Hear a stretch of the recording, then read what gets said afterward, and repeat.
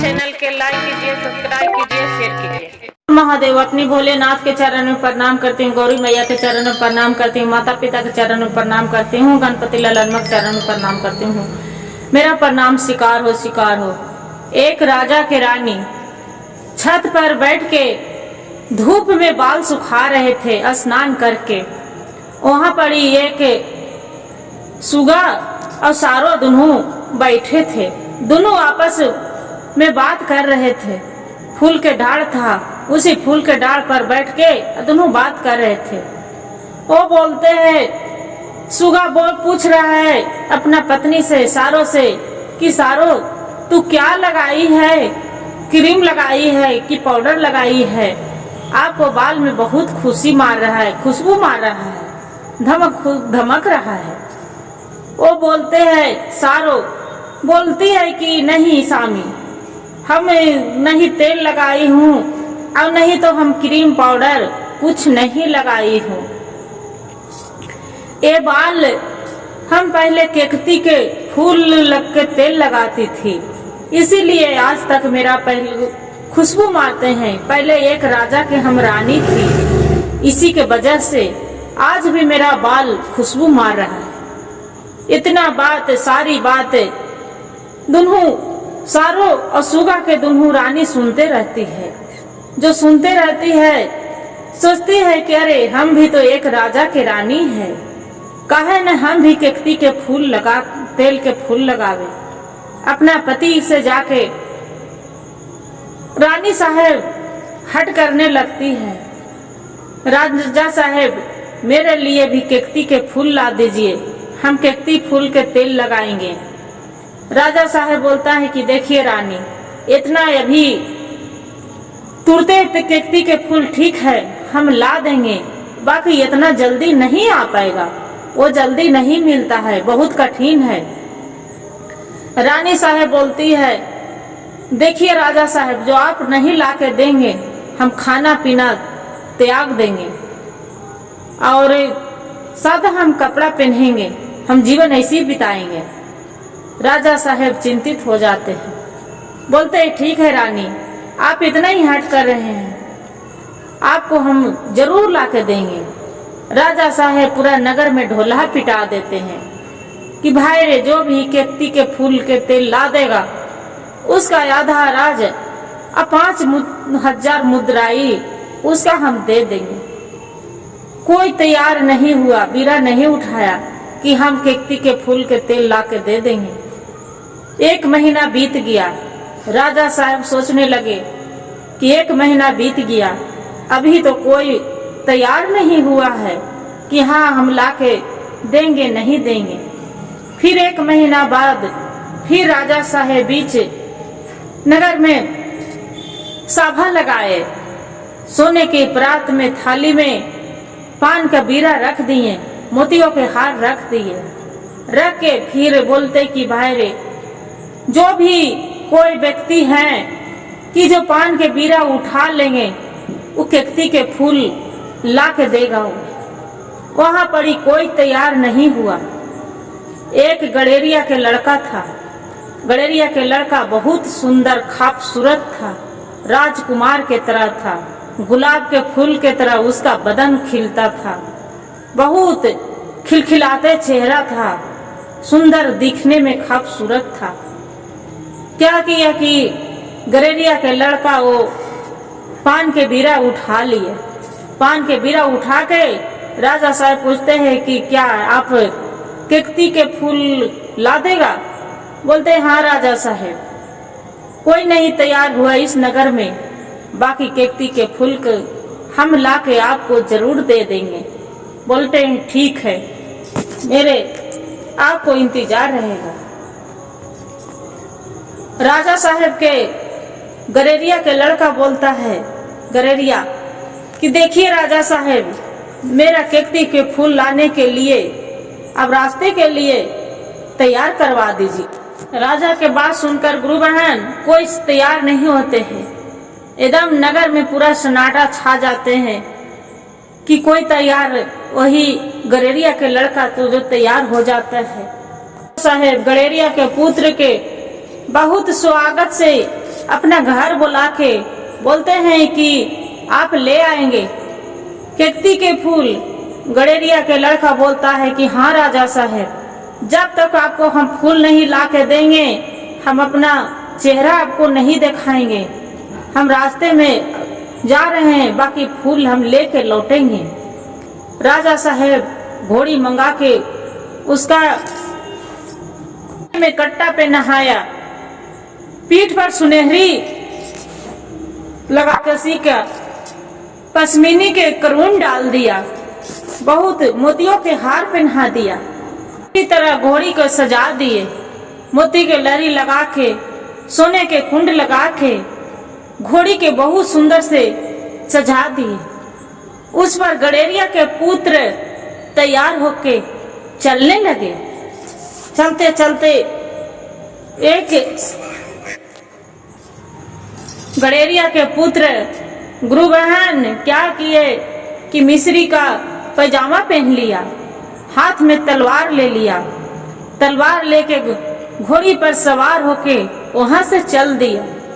जो चल दिया, रास्ते में चलते चलते चलते उसका थकावट से लग गया। जो थकावट लग गया, वहां एक देख रहा है कि पीपर के पेड़ है। पीपर के पेड़ तर जाके घोड़ी बांध के वो आराम करने लगा। आराम कर रहे वहां पर एक हंस और हंसनी रहती थी।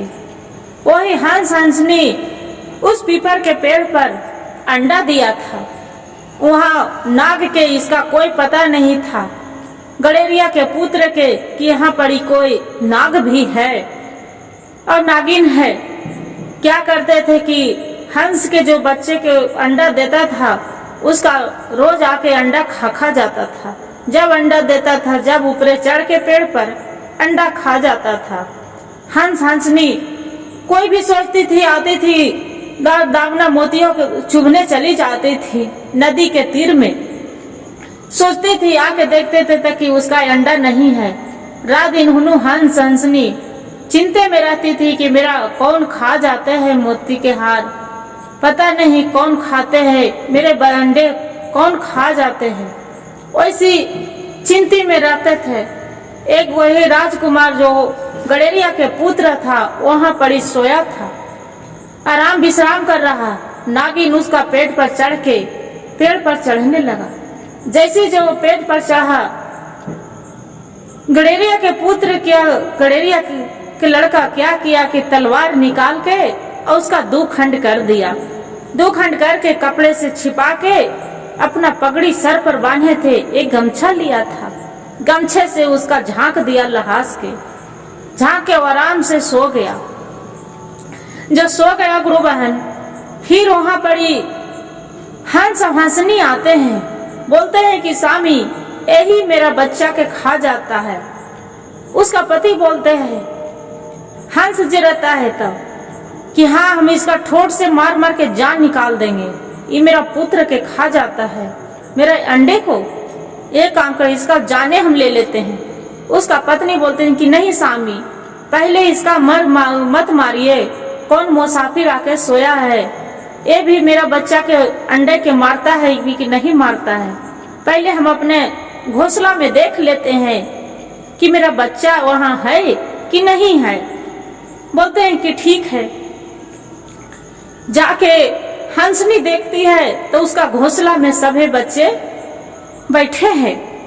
जो बैठे हैं तो फिर अपना पति से बोल रहा है कि स्वामी आप बहुत अपराध कर देते, जे आप सही बोले कि पहले जाके बच्चे को देख लो तब मारेंगे इसका, अन्यथा अभी नहीं मारेंगे, जे मेरा बच्चे सलामत है। वो बोले कि तो कौन मेरा बच्चे के मार देता है।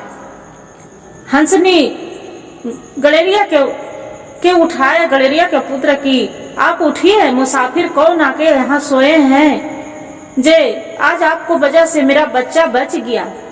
रोज अंडे के मेरा खा जाता था बच्चे के, पता नहीं कौन खाता था। इतना जो बात सुन गया गडेरिया के लड़का तो देख रहे गमछा उघार के दिखा दिया कि देखिए आपको बच्चा के कौन खाता था। बोलते हैं कि ठीक है। देख रहा है तो कि एक नाग नागिन है। गडेरिया के पुत्र बहुत सुंदर है ये था राजकुमार। राजकुमार के पूछता है कि अच्छा ये बताइए, आप मेरे बच्चे को जान बचाए हैं, आप क्या मांगना चाहते हो मांग लो।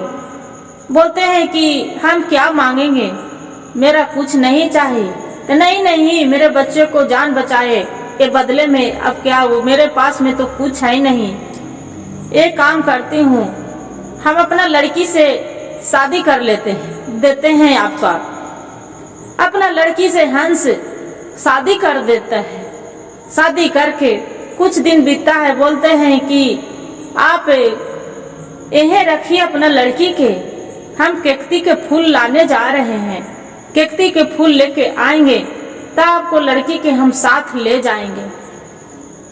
कुछ दिन बीता, जैसे चलने लगा, जो उसका पत्नी था गडेरिया के, वो बोलते हैं कि स्वामी ये मेरा पंखा है, ये पंखा लेते जाइए।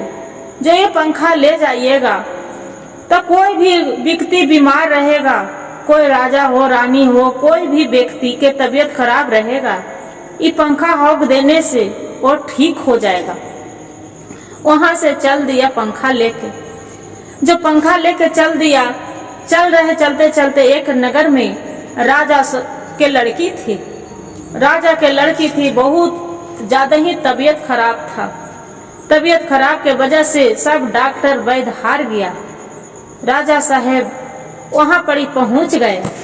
पहुंच के और बाद में पूछा कि भाई यहाँ क्या चीज के भीड़ लगा है। नगर वासियों वाला बताए कि यहाँ एक राजा के लड़की है, उसका तबीयत खराब है, कस के डॉक्टर वैद्य सब हार गया है। राजा साहब बोलते हैं कि एक काम करेंगे, हम लड़की को ठीक कर सकते हैं। बोले कि ऐसा बात, तक कि हाँ। राजा साहेब गए लड़की के पास, वो पंखा हौंक दिए। जो पंखा हौंक दिए, लड़की स्वस्थ हो गए, शरीर के से बहुत अच्छा हो गए। राजा साहेब क्या किए कि गुरु बहन जो जाने लगता है तो क्या करता है कि हंस हंसनी बढ़िया रास्ते के खाना बना के देता है, उसका बढ़िया बढ़िया पकवान बना देता है, बहुत सुंदर सुंदर अब पकवान बना के स्वादिष्ट वाला, और गडेरिया के पुत्र को दे देता है कि ये पकवान लेते जाइए, कहूँ भी खाने के लिए हो जाएगा। वो पकवान ले जाता है, ले जाके वहां पर राजा राजकुमार जंगल के राजा रहता है, वो पकवान के मर्म नहीं जानता है, वहां दे देता है। बोलते हैं कि लीजिए पकवान खाइए। बोलते हैं कि ठीक है, पकवान खिलाते हैं। बोलते यार पकवान तो बहुत अच्छा बना है, आप कहाँ से लाए हैं? आप लगते हैं कि कोई राजा के पुत्र है, आप तो बहुत सुंदर दिखते हैं, राजकुमार तरह। बोलते हैं कि हाँ, हम देखिए राजा ही थे, देखिए मेरा घोड़ी। हाँ, अब तो देख रही हूँ कि घोड़ी आपको बहुत सुंदर है। बोलते हैं कि ठीक है, पकवान खिलाए हैं, इसका बदल एक मेरी लड़की है सुंदर नागवती। राजा साहेब अपना लड़की के शादी करवा दिए। कुछ दिन जो रहे वहां पर ही बोलते हैं कि ठीक है, मेरा अथी लाना है, जा रहे हैं केकती के फूल लाना है। बोलते हैं कि ठीक है। राजा साहेब बोल दिए, रास्ता के खाना बनवा दिए, वहां पर ही खाना पीना लेके चल दिए। जो चल दिए तो जंगल में एक जंगली राजा वहां पर ही घूमते रहते हैं। गुरु बहन जो घूमते रहते हैं, देखते हैं जाके गडेरिया के पुत्र रहता है, जंगल में जाके राजा साहब से दंडवत प्रणाम करते हैं। बोलते हैं कि आप कौन हैं? बोलते हैं कि हम एक जंगल के राजा हैं। बोलते हैं कि आप कौन हैं? आप लगते हैं कि राजा से कम नहीं हैं, आप भी लगते हैं कि कोई राजकुमार के तरह देख रहे हैं। बोलते हैं हाँ। बोलते हैं कि ये तो आप बहुत स्वादिष्ट पकवान लाए हैं, ये पकवान बहुत सुंदर, अभी कभी जीवन में ऐसा पकवान नहीं खाए थे स्वादिष्ट वाला। बोलिए इसका बदले में क्या मांगते हैं?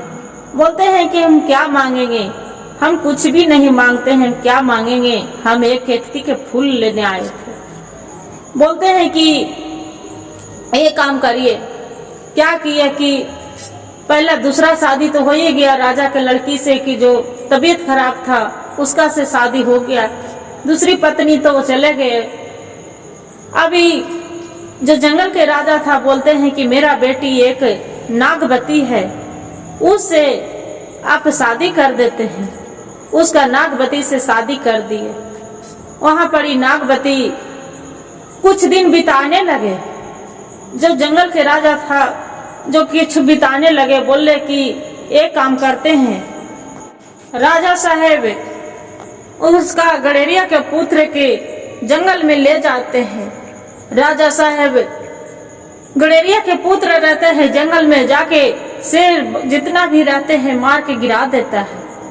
वो जंगल के राजा रहते बोलते हैं क्या है, कोई राजकुमार से कम नहीं है, ये तो पूरा शिकार कर दिया, मार गिरा दिया है सब। गुरु बहन नागवती से जो शादी हो जाती है तीसरा विवाह उसका संबंध हो जाते हैं। जो तीसरा विवाह हो गया तो फिर अब के जो राजा साहेब रहते हैं नागवती के पिता बोलते हैं कि गडेरिया के पुत्र के कि देखिए मेरा केकती के फूल को पता है, जे आपको हम रास्ता बता देते हैं। बोलते हैं कि ठीक है बता दीजिए, कहाँ जाना है, किस शहर में। बोलते हैं कि अपना घोड़ी के हिये छोड़ दीजिए, एक 7 समुंदर है पार, 7 समुंदर के पार एक वहाँ डाकू रहता है, वहाँ पड़ी एक महात्मा जी रहते हैं, वही महात्मा के केकती के फूल है, वही पड़ी रहता है। आप वहीं जाके महात्मा जी से पूछ के आप केकती के फूल ले ला सकते हैं। बोलते हैं कि ठीक है। अपना घोड़ी के राजा साहब यहीं छोड़ दिए।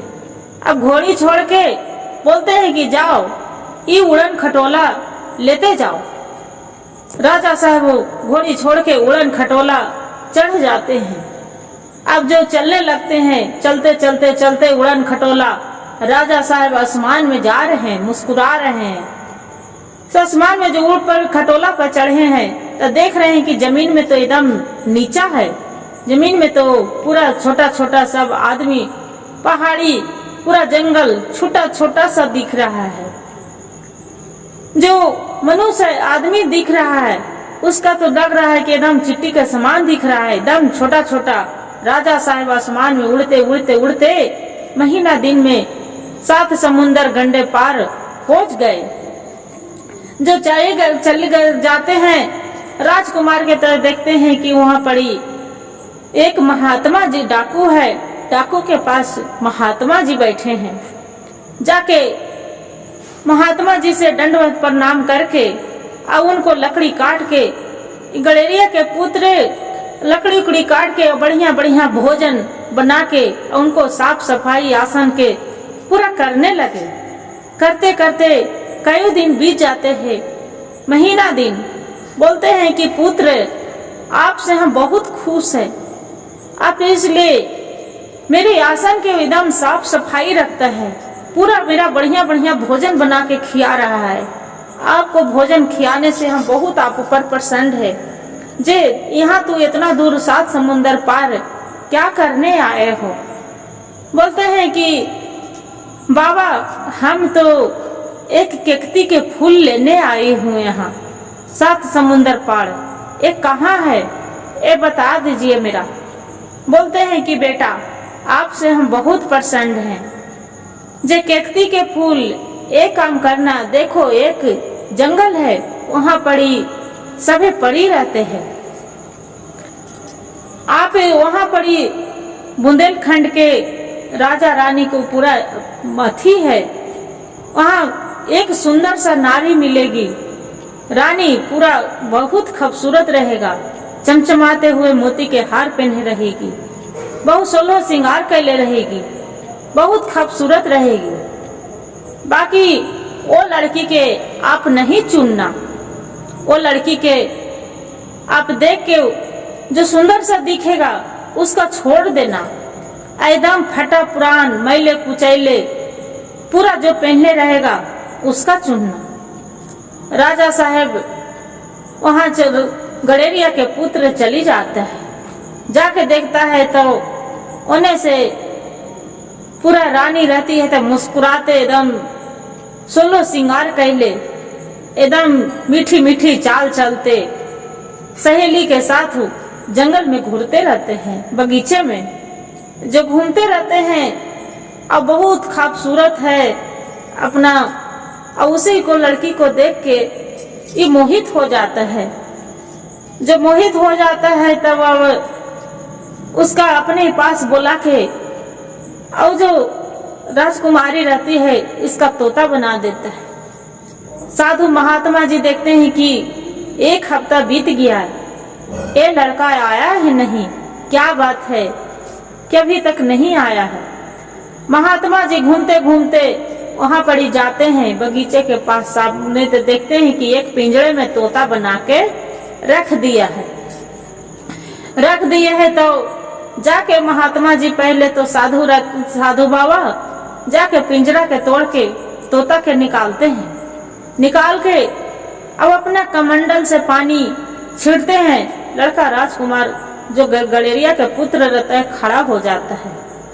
पुत्र खड़ा हो जाता है, बोलते हैं बाबा की बेटा चलो मेरे साथ।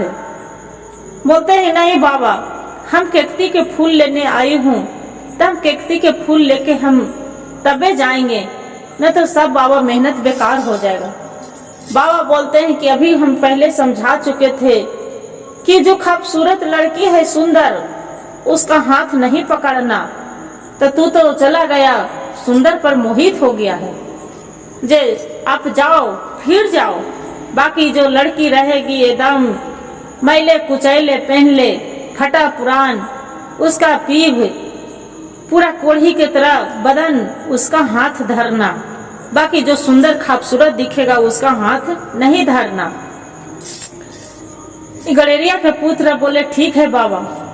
क्या किए कि फिर वहां से गलेरिया के पुत्र चलने लगे। चल रहे बगीचा में घूमते घूमते वही लड़की फिर इशारा दे नजर पड़ गया, इशारा दे के बुला रहे हैं, वो लड़की के हाथ नहीं धरे। फिर पीछे मुड़ के देखते हैं तो वह देख रहे हैं गलेरिया के पुत्र देख रहा है कि कोई मैले कुचैले लड़की फटर पुरान नेटा फेफन लगल, पूरा एकदम गंदा पैर हाथ से हाथ ना खून पीप चल रहा है। जाके उसका हाथ धर लिए। जो हाथ धर लिए वो लड़का के हाथ, वो राजकुमारी के हाथ धरते रानी के एकदम पूरा 16 साल के लड़की बन गई, बहुत खूबसूरत सुंदर दिखने लगे। बोले कि हम इतना जो हम थे पूरा मैले कुचैले, इतना आप जैसी पूरा उसका हंसने लगे, केकती के फूल झरझर झरझर गिरने लगे। ये राजा साहब गलेरिया के पुत्र था, पूरा डाली भर फूल बटोरने लगे। बाबा जाके एक हाथ देते हैं कि अरे बेहुदे तू ये क्या कर रहा है, तू क्यों माया के जाल में पड़ गया है कि तू फूल बटोर रहा है, डाली भर रहा है, छोड़ो इसका और जल्दी से ये अपना लड़की के साथ ही तो मेरा आपको पूरा पेड़ ही उग गया है, अपना पेड़ लेके घर चलो, जे आप जब चाहोगे जब आपको फूल पूरा बरसेगा, यहाँ से जल्दी चलिए। गुरु बहन वहां से केकती के फूल लेके जो लड़की रहती है उसका केकती के लेके चला जाता है। वो लड़की से शादी विवाह भी कर लेता है। चौथा शादी हो गया राजकुमार गलेरिया के पुत्र के। चौथा शादी होके चलने लगता है तो चलते चलते पहले महात्मा जी से के पास जाता है। महात्मा जी बोलते हैं कि बेटा यहाँ से जल्दी ले जाओ, ये राजकुमारी पद्मिनी आपको है, जितना फूल खिलाएगी उतने फूल झरझर गिरेगा, जल्दी ले जाओ यहाँ से। जी से साधु बाबा से विदा लेके गलेरिया के पुत्र उड़न खटोले पर बैठा के केतली बन लेके जहाँ राजा था जंगल के वहां पर ही पहुंच जाता है। पहुंच के अब अपना पत्नी के वहां से विदा करवाते हैं। बोलते हैं कि राजा साहेब अपना लड़की के विदा कर दीजिए, काहे कि हम अपना अब गांव जाएंगे, मेरा बहुत दिन ऐला हो गया। उड़न खटोला पर वहाँ पड़ी बैठा लेता है। राजा साहेब बोलते हैं, जंगल के जो राजा रहते हैं कि बोलते हैं कि देखो बेटा, आपको जो जब कभी भी जरूरत पड़ेगा, जंगल के हाथी कभी भी हमरा के 10,000 लाख हाथी के हम इंतजार कर सकते हैं। जब कभी भी जरूरत पड़ेगा तब मेरा तू आ जाना, उड़न खटोला लेते जाओ। क्या करता है कि पूरा सर सामान दे के अब अपना बेटी दामाद के दोनों के विदा कर देता है। गुरु बहन वहां से जो विदा करवा लेते हैं, जंगल के जो नागवती के रानी रहते हैं वहां से विदा करवा के फिर चली जाते हैं। यहाँ जो रहते हैं एक राजकुमारी, जो उसका तबीयत खराब था, उसी को जो विदा करते हैं राजकुमारी के पास जाके और अपना उड़न खटोले पर पिता के ससुर के बोलते हैं कि पिताजी अपना लड़की के यहाँ से विदा कर दीजिए, हम अपना लड़की के ले जाते हैं। जितना सर सामान रहता है उसका पिता विदा कर देते हैं। बोलते हैं कि देखो बेटा, आपका कितनों कोई चीज की जो जरूरत पड़ेगा तब मेरा ध्यान करना, एक पुकार लगाना, हम यहाँ पर पहुँच जाएंगे। बोलते हैं कि ठीक है। क्या करते, उड़न खटोला पर वजह से चारों जन बैठते हैं, चल देते हैं। फिर हंस जो रहते हैं, हंस के यहाँ जाके खबर दे देते हैं कि आपको बेटी दामाद के ले जाने के लिए दामाद आ रहे हैं, पूरा सर सामान लेके। हंस के जाके बोलते हैं कि अपना पिताजी अपना लड़की के विदा कर दीजिए। उड़न खटोला पर बैठाता है, जितना लाए लसगर, सोना चांदी हीरा मोती कुछ भी देते हैं हंस हंसनी, उसका बोल देते हैं। हंस बोलते हैं कि बेटा एक काम करना गडेरिया के पुत्र के, कि जब मेरा जरूरत पड़ेगा, जब मेरा ध्यान लगा देना, पुकार कर देना, हम पहुंच जाएंगे।